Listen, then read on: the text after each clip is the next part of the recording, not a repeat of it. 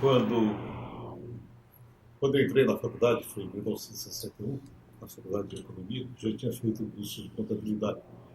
E um registro muito importante. Eu comecei a trabalhar com menos de 14 anos de idade formal, é, como office boy do Citibank. Em 64, quando me formei, eu tinha acumulado 7 anos de trabalho no Citibank e 2 anos de trabalho no Banco Holandês. Eu entrei no Banco Holandês pela minha experiência no Citibank. E tratando-se de um banco estrangeiro, eles queriam minha experiência profissional para ajudar. Isso foi muito importante para a minha formação profissional, porque vivendo com bancos estrangeiros, eu tive uma familiaridade muito grande na época, principalmente com a economia do produto básico da Bahia naquele tempo, que era o cacau.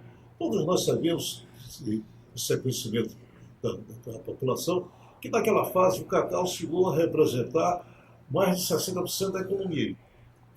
A receita do cacau, quando tinha um ano de safra ruim, havia problemas, inclusive, de atraso de pagamento do funcionalismo público. Era muito difícil, reduzia-se o volume de obras e investimentos do Estado. Isso me deu uma consciência dentro da formação das dificuldades que nós estávamos a enfrentar. Coincidentemente, logo após a formatura, em 65, eu fui trabalhar ah, com uma empresa de planejamento, a SPL Serviços de Planejamento, e estava aqui fazendo um trabalho para o governo Lamanto Júnior na área de um programa chamado Programa de Industrialização do Interior.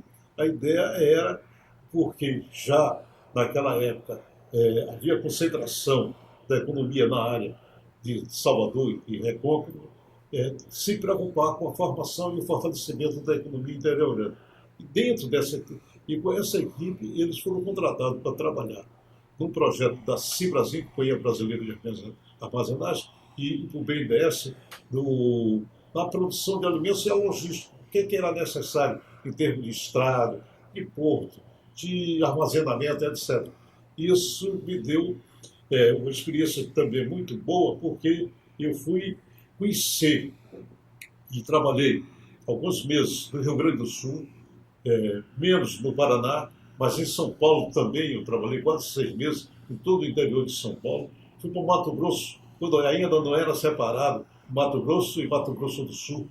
A viagem entre Campo Grande e Dourados, que eram 120 quilômetros, que levava 5 horas de carro.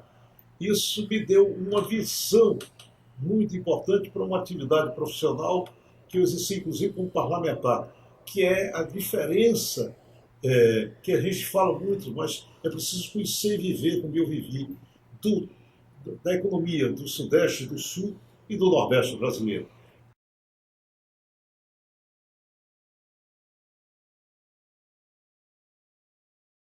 Nessa fase, a Bahia também estava num estágio, em termos relativos, maior do que hoje, porque a concentração da economia brasileira desapareceu os bancos de pequeno porte. E o Banco da Bahia e o Banco Econômico, naquela época, eram bancos de grande porte. Nós tivemos ministros da Fazenda apoiando Clemente Mariani e Miguel Comum. E hoje nós não temos esses bancos e não temos grandes empresas, inclusive as maiores empresas na área de construção estão vivendo um ciclo de muitos problemas. Então, isso tudo, havia uma diferença e nós não tínhamos deslanchado. E isso veio a acontecer mais recentemente na produção de alimentos. No agronegócio na Bahia cresceu bastante. E isso também deveu-se muito à participação empresarial, inclusive a migração de empresários do Sul para a área, principalmente do Oeste baiano, mas também pela experiência da ação governamental. E a existência de petróleo que possibilitou a Bahia, inclusive, pleitear o polo petroquímico. Esses foram fatores que ajudaram bastante o nosso desenvolvimento.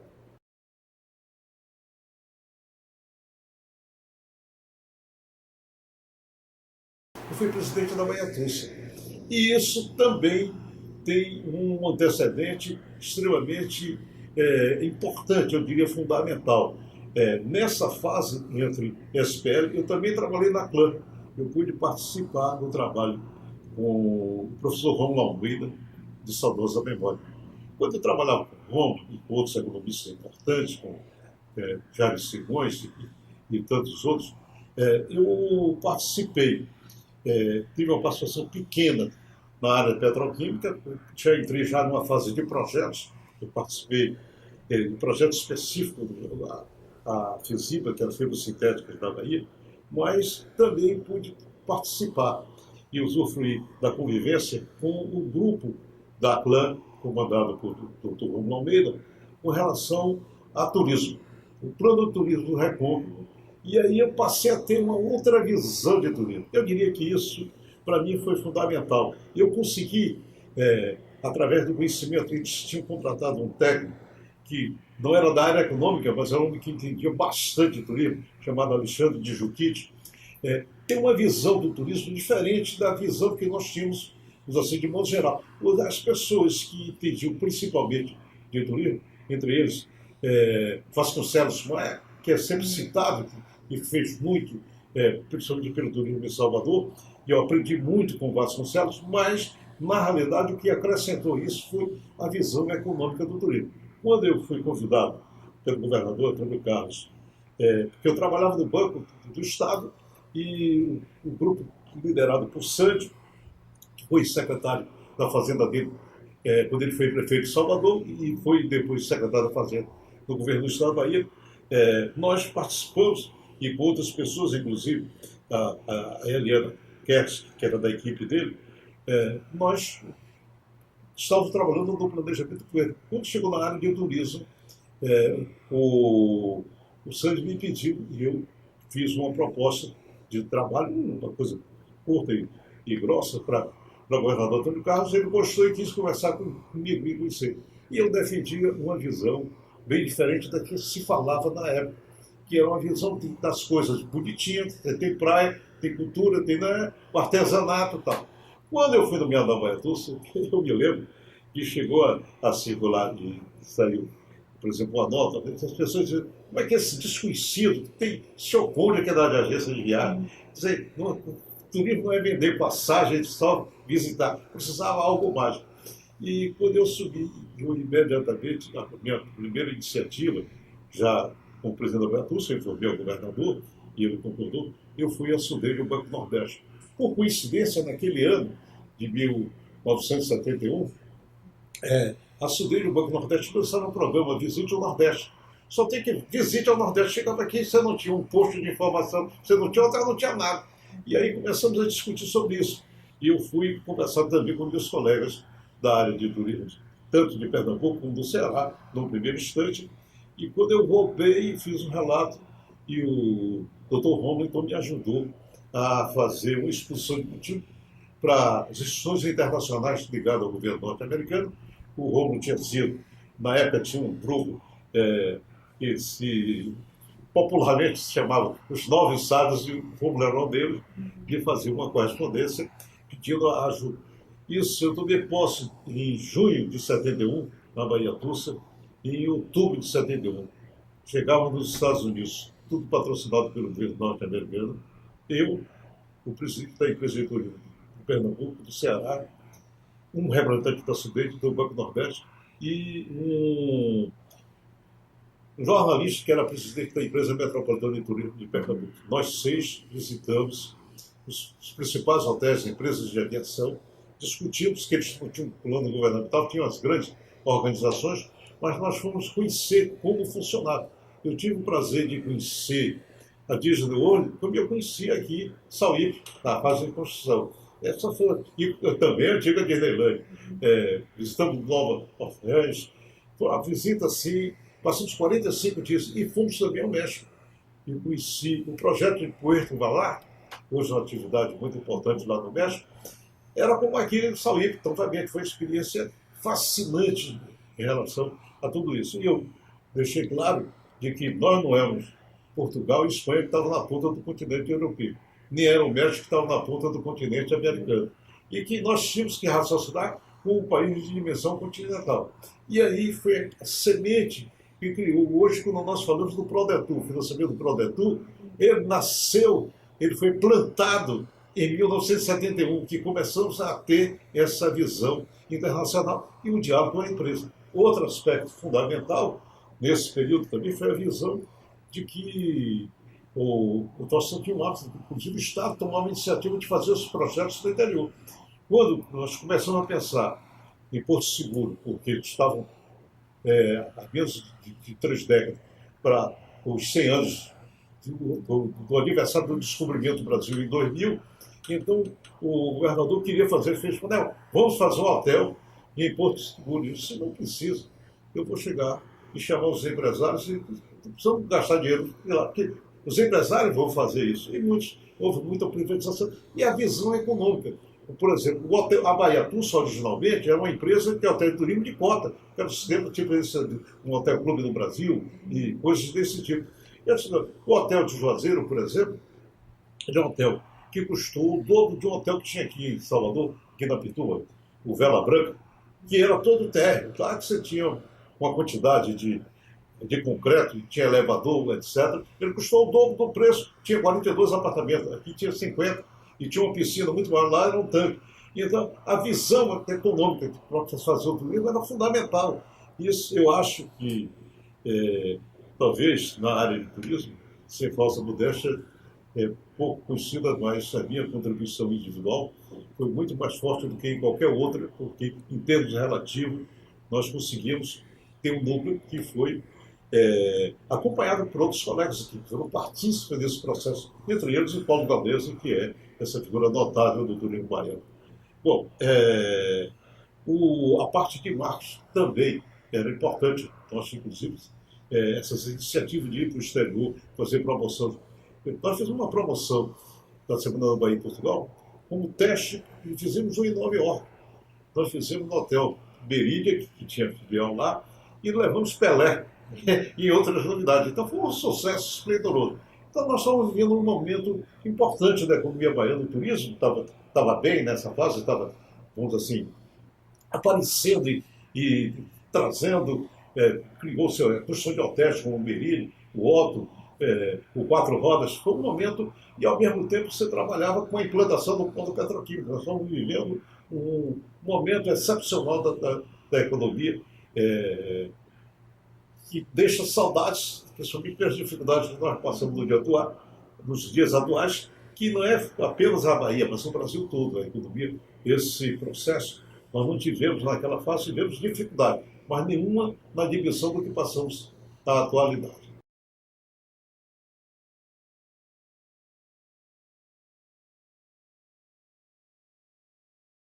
Minha experiência, quando eu cheguei a secretário, uma experiência muito rica, não só por esse passado bancário, que me facilitou muito a compreensão de certos aspectos da economia, eu percebia isso mesmo na sala de aula, que era muito mais fácil entender determinados conceitos econômicos pela vivência que tinha no dia a dia.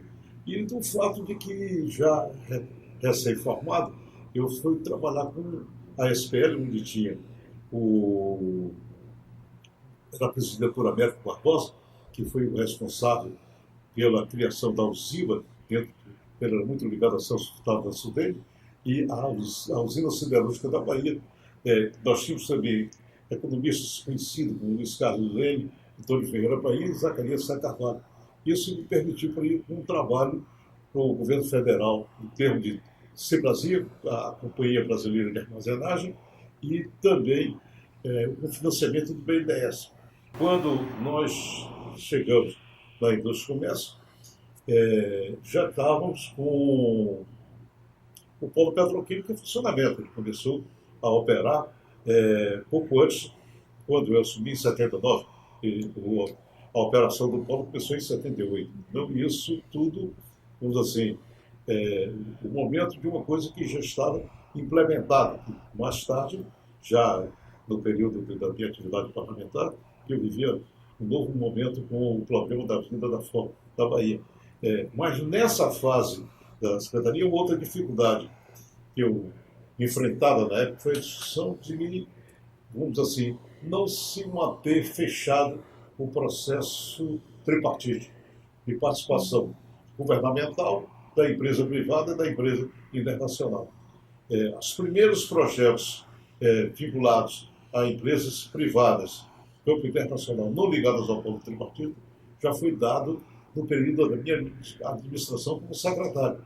Isso foi uma coisa que teve que ser muito discutida, porque o poder da Petrobras, da Petroquímica, e a própria visão do governo do Estado. O próprio governador Antônio Carlos preocupava muito nessa decisão, e ela não aconteceu de uma forma geral, aconteceu através da aprovação de projetos específicos, quando nós nos preocupamos também com o futuro do polo e criamos um projeto de planejamento e que terminou não tendo o êxito que nós desejávamos, que é um projeto sobre química fina. A ideia era trabalhar o projeto na segunda e terceira geração, não ficar apenas como um produtor de matéria-prima. Isso não aconteceu, vamos dizer assim, na plenitude desejada por nós, mas foi também um marco importante que até hoje ainda é válido se trabalhar com esse tipo de preocupação.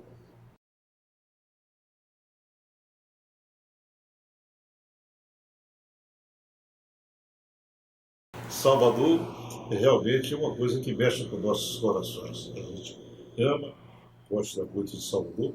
E eu tive uma experiência porque quando eu fui para a área de turismo e fui para a área da indústria e comércio, eu tinha uma linha de formação que me ajudava aqui. Eu não tinha clareza e não pensava em Salvador. O governador Antônio Carlos, tentando me convencer, falou de um aspecto que ele achava que eu era, dentro da equipe, a pessoa que tinha uma visão de humanidade, que eu estava em todos os meus relacionados. Quando você tem uma convivência, você entra no mercado modelo da água de meninos, você vai estar no carnaval, você mexe nessas coisas todas.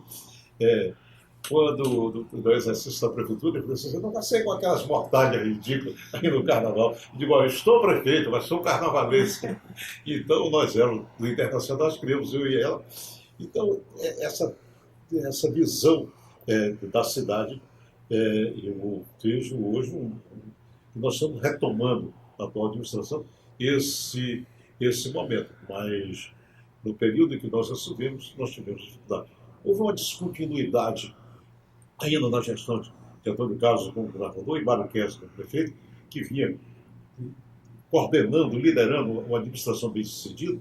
Ele trouxe para a Bahia a contribuição extraordinária do arquiteto João Figueiredo, João Lelé, esse sistema de escadas treinantes foi um negócio fundamental para Salvador, uma descoberta adorável, apenas que o nível de educação da nossa população não permitisse usufruir melhor dessa iniciativa, as passarelas, com as intervenções arquitetônicas feitas por Lerão, extraordinário.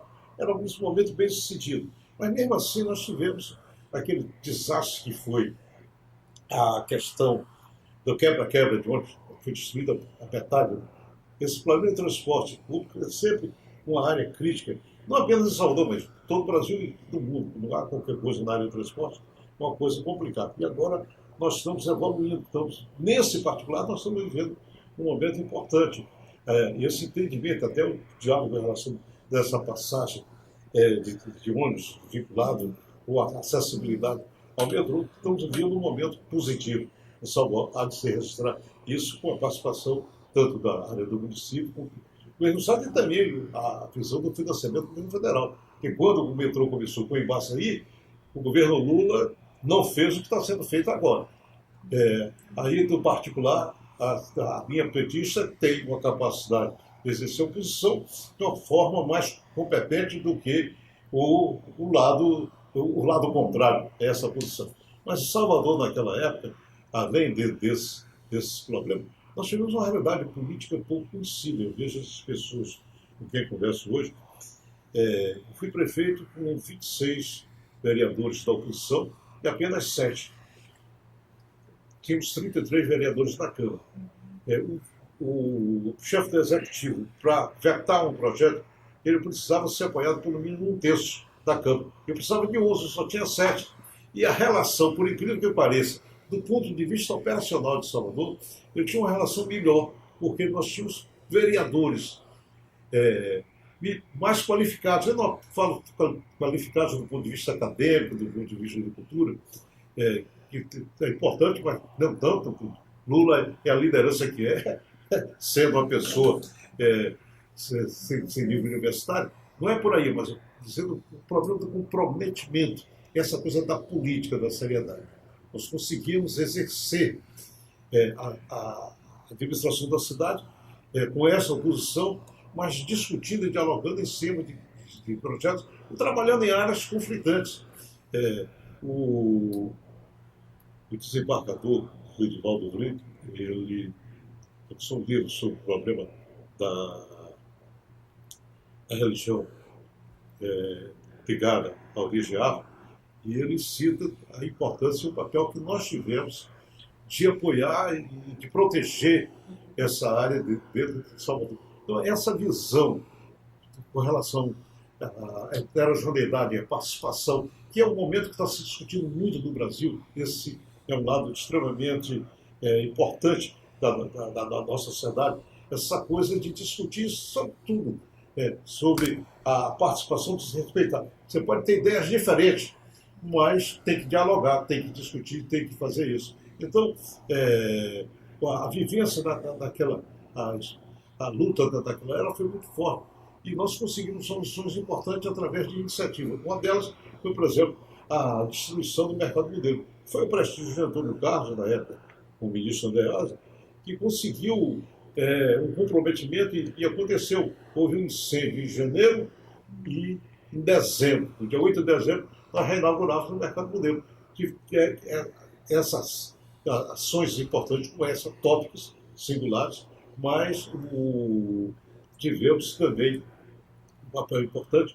Outra coisa, por exemplo, o projeto de escada drenante, que existia na área do Nordeste Amaralino, que existia no Joinville de Brotas, Joinville da Federação, do São Caetano, em toda a cidade de Salvador, nós continuamos com esse projeto, com a mesma intensidade. Eu me orgulho de dizer de que, na realidade, a quantidade de escadas drenantes implantadas em Salvador, da minha administração, foi ligeiramente superior à feita pelo meu antecessor e depois meu sucessor. Claro que foi o antecessor e sucessor, simultaneamente em dois momentos diferentes, e eles sabem disso, de que a quantidade pequena, 5%, menos de 10% a mais, mas significa de que um projeto bom tem que ter continuidade, não é porque foi bem sucedido na administração, e nós quebramos esses preconceitos, essas vantagens, e dialogamos com tudo. Quer dizer, se um projeto é bom, por que não dar continuidade a ele? Vamos fazer isso.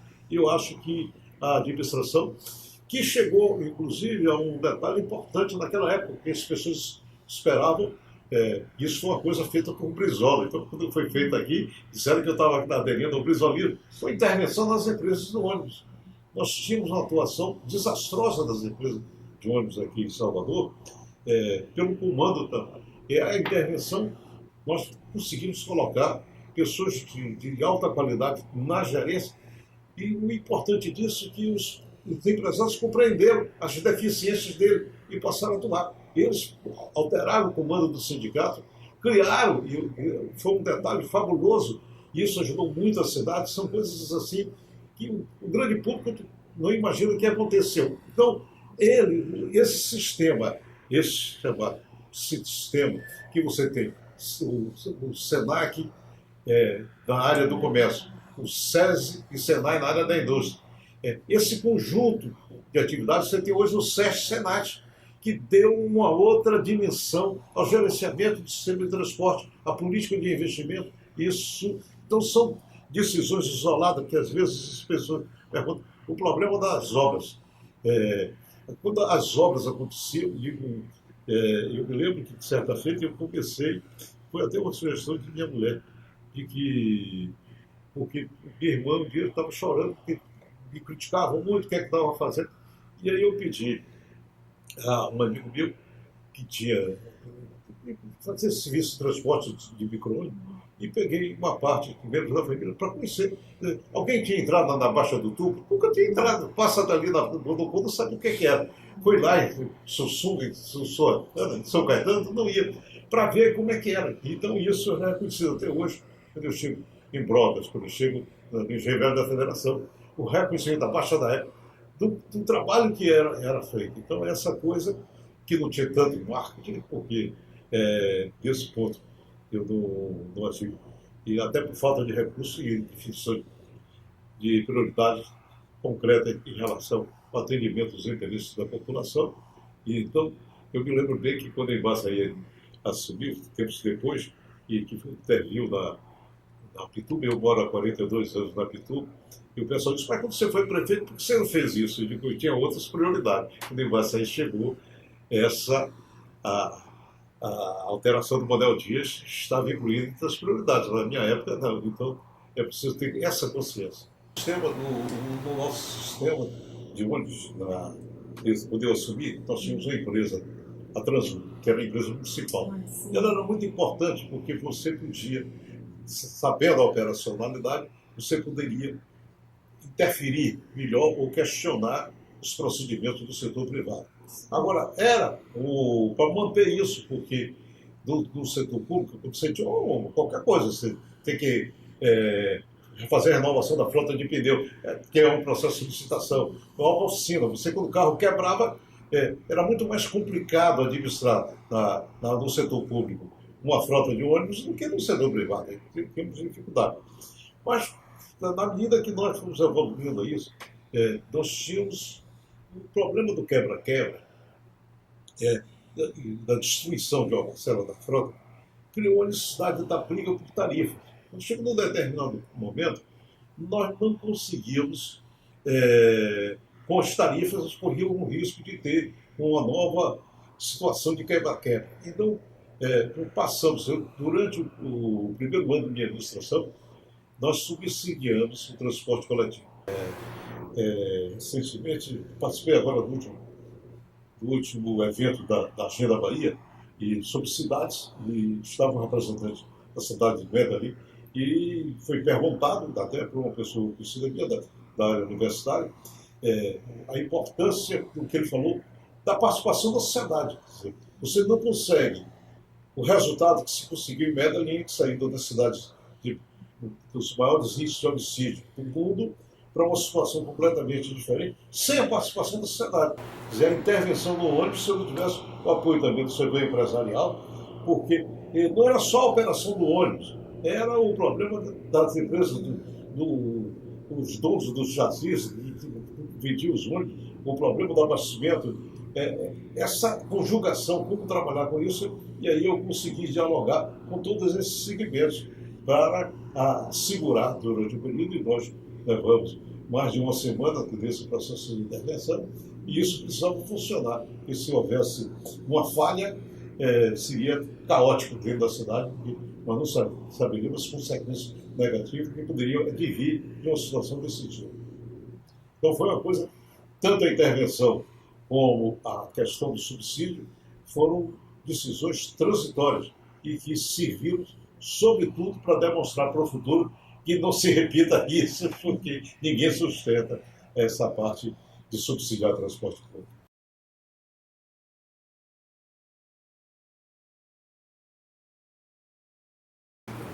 Eu me lembro que há 4 ou 5 anos atrás, numa das reuniões nossas do Dia do Economista, e meu amigo saudoso, pelas considerações Sepúlveda na presidência,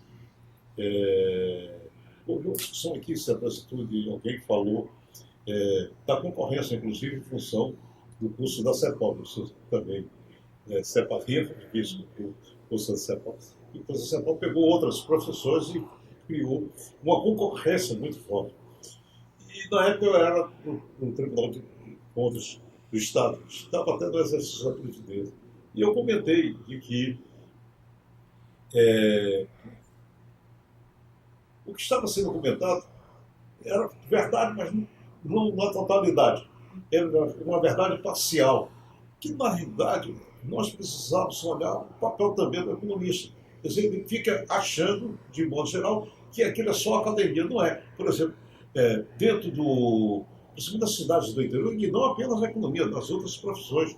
A centralizador, a política é isso, é aquilo. E qual é a participação política nossa? Porque o médico lá, o professor, o educador, se você pegasse os educadores do interior, os médicos, os economistas, nas empresas onde eles estão trabalhando. E que discutir isso e procurar se ajudar. E acompanhar essa gestão do prefeito, se o cara fica implorando por um favor, para arranjar um emprego para um sobrinho, para a mulher, para o filho, para quem quer que seja, e não discute. E o que é que vai tratar? Às vezes, a responsabilidade, por exemplo, da própria área de política. Os absurdos que se faz em termos das áreas da praia. Você chega aqui na frente de Salvador, você vai a Itaparica, Veracruz, você tem absurdo. E lá moram arquitetos, lá moram economistas. Lá, eu me lembro que tinha eu tive uma irmã que teve uma relação de amizade com um arquiteto famoso, Rui Altac, filho da Tobi Altac. E ele teve um Corsa também. Então, não tínhamos condições de atendimento, botar numa lanche, um corte profundo do pé, perdeu muito sangue, perdeu isso, e você não tinha nenhum atendimento. Então, você quer pegar comigo se acontece um acidente pequeno, que é comum, com lancha, com mar, etc, etc. E a sociedade não participa. Eu acho que na área de economia, eu estou comentando no geral, mas na parte específica, não é muito fácil, principalmente em pequena e média empresa, mas há muita coisa a ser feita. Eu me lembro, inclusive nas instituições, eu discutia muito com o pessoal do Senac, e quando surgiu o Senai Cimatec, até hoje ele tem crítica. Algumas pessoas achavam que era coisa muito avançada. Hoje você está trabalhando. Eu assisti uma palestra do Dr. Roberto Badaró, naquela revista B+, ele falando do trabalho sendo executado na área de saúde em função do Senai Cimatec. E as pessoas lá estavam achando que aquilo era coisa da cabeça do ex-presidente, coisa desse tipo. Então, são distorções em relação do que pode e que deve ser feito. E na época do Senai, se insistia naquela coisa que você trabalhar, o garçom, como é que dobra o guardanapo, como é que dobra a cama, e aí dizia, gente, nós vamos ter um momento de que o pequeno lojista, o pequeno serviço, a clínica médica, vai trabalhar com computador. Nós temos que ensinar todo mundo a trabalhar com computador. Hoje você vai para fazer um exame de sangue, para fazer qualquer procedimento médico, em qualquer dessas clínicas, todo mundo que está trabalhando ali está usando esse tipo de tecnologia. Quando você compra uma coisa em qualquer lugar, você vem com a nota fiscal. Quando eu estava no tribunal, eu levei o Congresso Nacional de Tribunais de Contas, o pessoal daqui da Bahia que estava falando da nossa nota fiscal eletrônica, ele dizia que era isso e aquilo. O primeiro, aquela coisa do carlismo, esse tipo de conversa fiada. O primeiro gestor de dimensão a nível nacional que usou a nota eletrônica foi o prefeito José Serra, em São Paulo.